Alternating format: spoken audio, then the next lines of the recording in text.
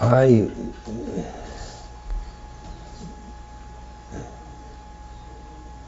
give honesty a position next to God. Mm-hmm. And when somebody comes to me and has an intention of going towards God,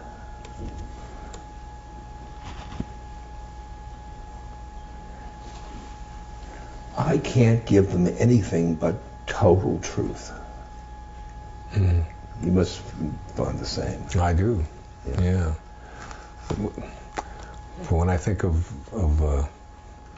the honesty you're speaking about, I often say that what if you look deep within yourself and were able to look at the core of who you are, and you didn't find any sin in there, and you didn't find any darkness in there, that all you found when you looked internally, with that grand view of what's in there, that there's no original sin in there. What if what you see in there is just pure God, pure? Well,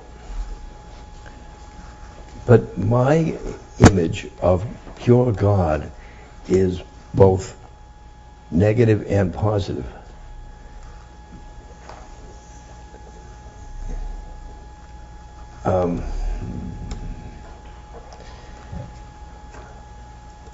When I deal with the good and the bad in life,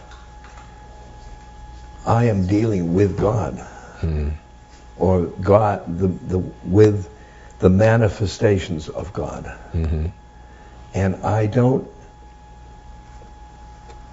pick and choose like that's manifestation of God, that one isn't, because they're all manifestations of God.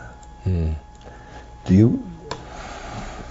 I don't see the negative. I see that there's one force in the universe, one force, one source, and that it's energy. Like everything in this universe is energy.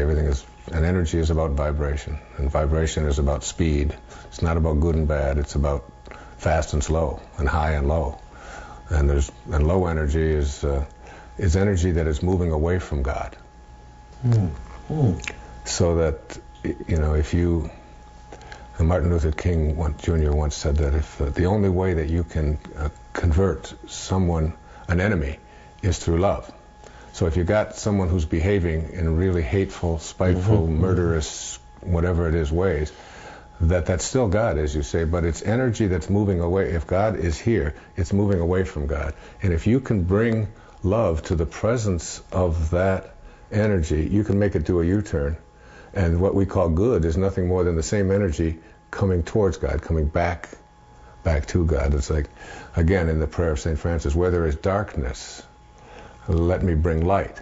So that when you're in a room of low energy, dark, and you're about to light a candle, you don't have to say to the darkness, you're going to have to scurry now. I'm about to bring a candle to this. When you bring light to the presence of this darkness, you not only nullify the darkness, make darkness impossible to be there, but you convert it to light.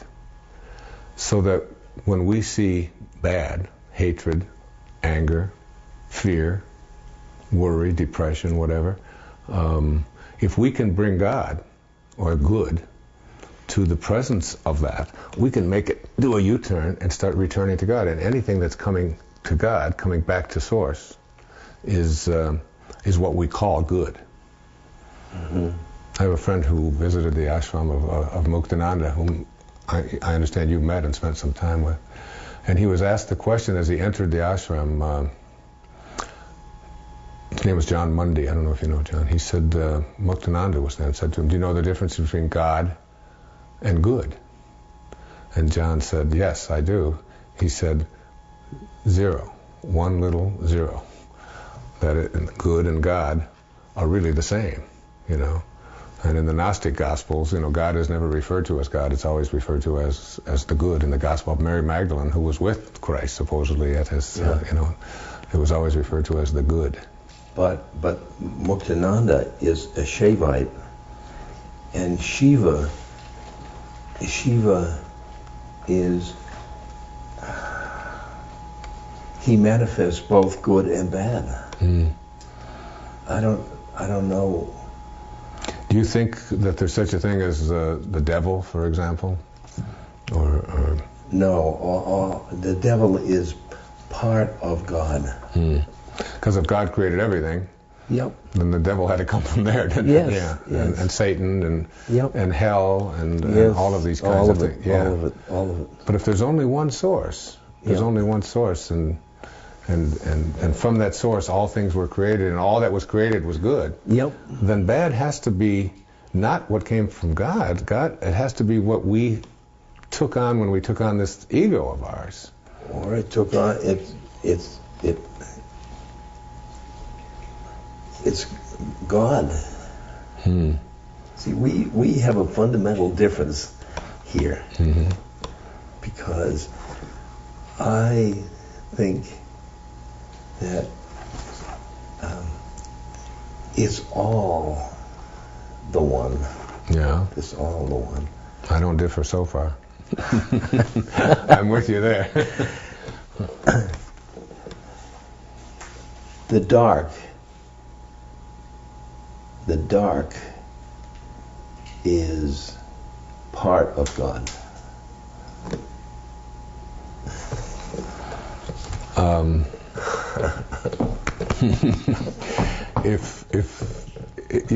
If God created everything, then obviously everything that is has to be of God. Yes. Yeah.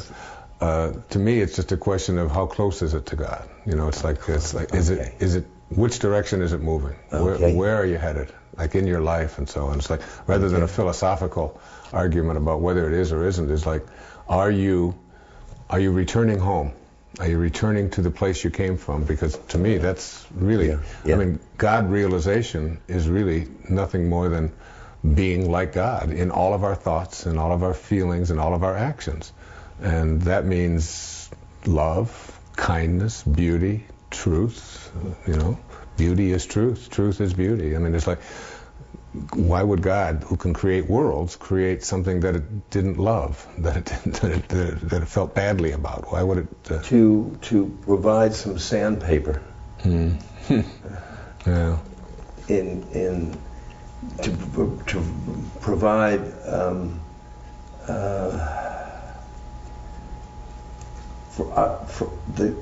for us to. To struggle, to. It's like suffering. Suffering has. You can't say that a person who suffers is not finding God. I may put that negatively. No, but yeah, it is. But it's still. So a person who is suffering is with God and is as close to God as a person who has an absence of suffering. Yeah, I think that. But I think suffering is overblown as something to seek. You know, to be.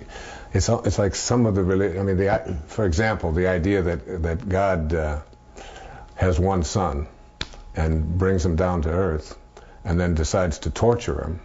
And to kill him and to do everything that we think of as non-godly in order to get our attention to save us just seems like as absurd as it gets to me. I mean, I just can't imagine. I mean, if I were to, I have a son. I mean, if I were to do that and want him to be like God, say, oh, I read this. Oh, so this is how God behaves. Okay, get my son and come on over here. I'm going to torture you so I can be more like God. And I'm doing this so that I can. To me, that just seems. I don't know. That's like Abraham. Yeah. So that in so many of these organizations and trying to make spirituality something that we organize, my feeling about it always, and I've heard you say this. It's like Christ wasn't a Christian. I mean, Christ wouldn't have participated in crusades and inquisitions, and Buddha wasn't a Buddhist. So that a truth is a truth, until you organize it. Then it becomes a lie. Because it does, because then it's the organization that becomes more, we get more consumed with the organization than what we're organizing. That's right. You know? That is absolutely right. And I think that, you know, when we're talking about, you know, what God is or what God isn't, it's still about the good. It's still about the good. It's about returning to the good. You got me, the energy, that got me going away from, but God and good,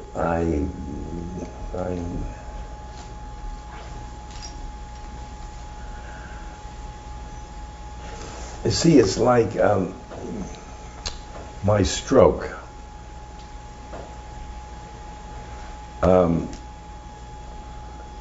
Everybody said, "You poor guy, you terrible, terrible, having a stroke." And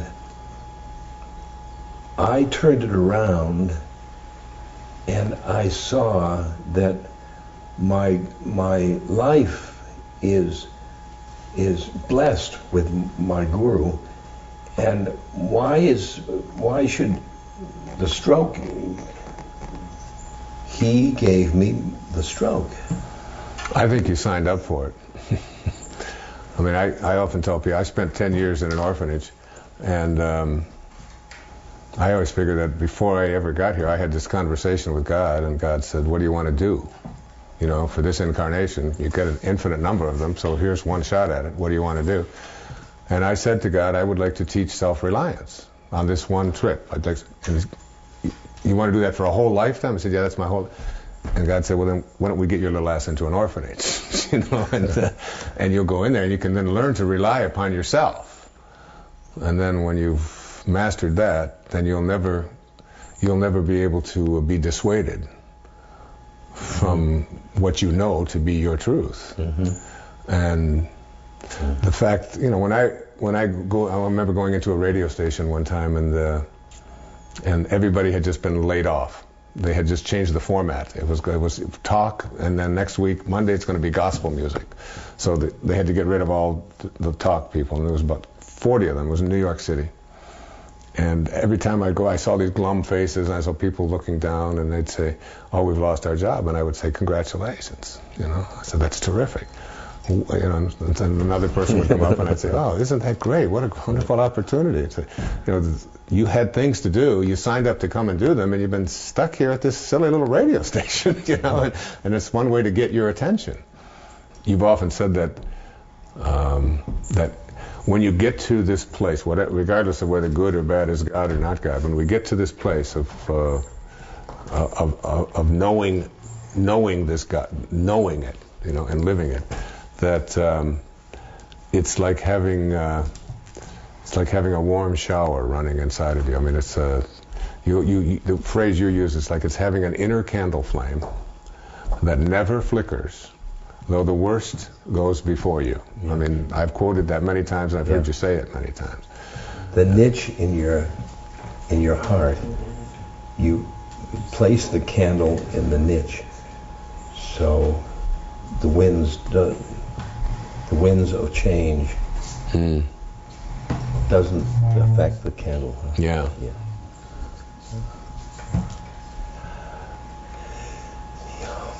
And when you live with this, with, you know, whatever debility has come about as a result of this stroke, is the candle flame still? Yeah. It's not flickering? No. And this isn't the worst that's going before you? No. It can't be any. But I see my life as a dialogue with my guru, and he's that, and I come back with that, and that, and this like your letter. He gave me that, and he gave me the stroke. Do you think that when he told, what year was it that he told you to feed people and to love God? 71. 1971, so we're talking 35 years or so ago. Do you think he knew about the stroke at that time?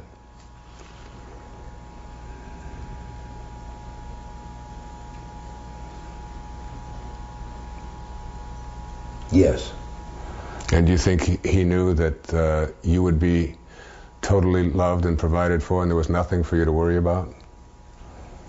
Yes. If you did that? Yes. So that somehow I'm a character in this whole... Yes. Yeah. Yes. Yeah. Yes. And that automatic writing of that letter and the meeting we had at the restaurant and the putting together of this project, and It's all orchestrated. his work. It's all his work. It's all his work. And that's, to you, that's God's work. God's work. We don't have any differences. I just see God as... Well, take the September 11th. Right. 2001. 2001. Now, do you think that's God's work? I think that the people who did it believe that it is. Yeah, you know that. I've heard it said that it was really an act of faith committed by men of God. Yeah. And it's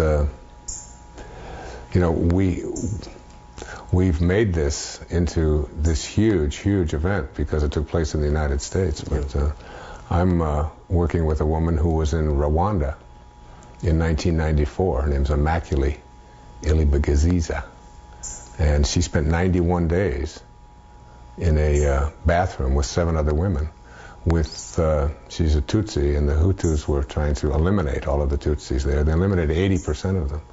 And she watched while 1 million people were cut to death with machetes and beaten to death with baseball bats and so on. And she was this far away in this bathroom hiding for 91 days. And she's now writing her story called Left to Tell, How I Found God in the Midst of a Genocide. And these things go on, as I've heard you say in some of your earlier tapes, that if if children starving to death is part of the perfection of the universe, and it must be if it's happening. Yeah. But so is our desire to end it. Yeah. You know? Yeah. Carl Jung had a great line about that. He said, at the same moment you're a protagonist in your own life and you're making choices, you're also the extra in a much larger drama. And we are all doomed to make choices. Doomed to make choices. It's the paradox. It's always, and the Bhagavad Gita speaks always about the paradox, about blending the two, you know.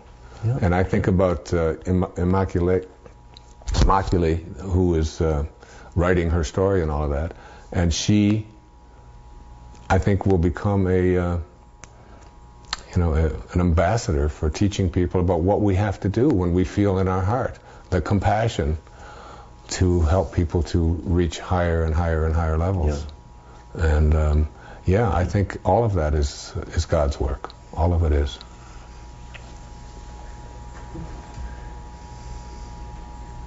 But what I was saying about 9/11 is we've given so much attention to 9/11 because it happened in the United States. Yeah.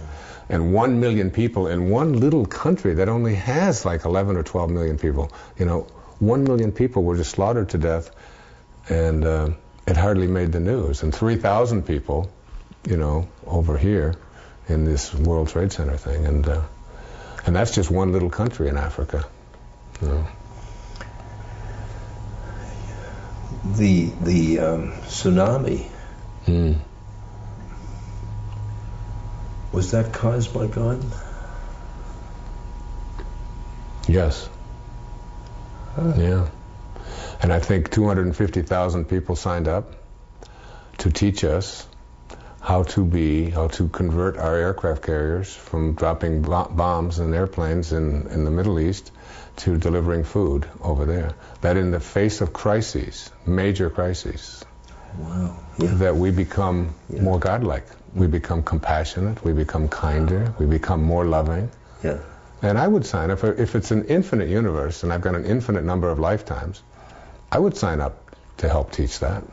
You know. Yeah. Yeah. I would. I mean, I don't. Yeah. I don't understand it necessarily, but I would sign up for that. Yeah. When in 9/11, people from all over the country became kinder, more decent to each other. New York City, no horns were honking. People were in Iowa. They got Iowa. I mean, what, 2,000 miles away? They got their fire engines and they drove them to New York City, so that they could go into buildings that were collapsing just to save people that they didn't even know. It wasn't red states and blue states. It wasn't anything divisive. It was we're all one. And in the face of these kinds of tragedies, we become more godlike. You know? Yeah. So, yeah.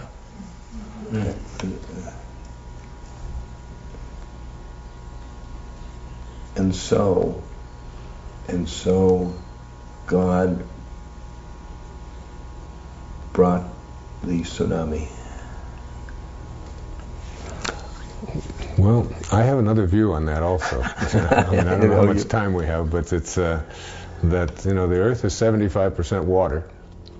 And we are 75% water. Our bodies are 75% water. The Earth, and that we know. If you look at the What the Bleep Do We Know? Have you seen that movie where it opens up in Japan, where they do these, they freeze this water, and then they look at the crystallization process, and they just type words on the outside of a container, a word like hate, and a word like love, and in various languages, and then they take these photos of it as it crystallizes at these sub-zero temperatures, and when just the word with the intention behind it is typed on the container, the crystals are perfect and beautiful and coordinated and organized, and so there's like a symmetry to them. And when the word hate, or I hate you, or you're ugly, or whatever it is, when they put those kinds of words on there, they're all the crystals are distorted, and so just the intention in the you know, it's called Miracles of Water, or what's the title of that? The Hidden Messages of Water. Pardon? Hidden Messages of Water. The hidden messages of water. And so when I think about water and tsunamis and hurricanes, and I think about us collectively, and when enough of us collectively not just have thoughts of hate, but actions of hate, that we impact all of the water on the planet, and that when, you know, particularly in places like where this occurred down in Indonesia, which has just been this hotbed of hatred between Christians and Muslims. It's been going on for, you know, particularly much slaughter and so on. That the more and more and more that if it can affect the crystallization of water in a container, in a glass. Imagine if enough of us, if millions of us, have so much hatred in us that we affect. You know, I think consciousness is in us. And if consciousness is in us, it impacts everything. And it's only through a change in consciousness that the world will be transformed. Those are from Michael Tom's opening of the New Dimensions Radio. You know, he's wise. I think we're done.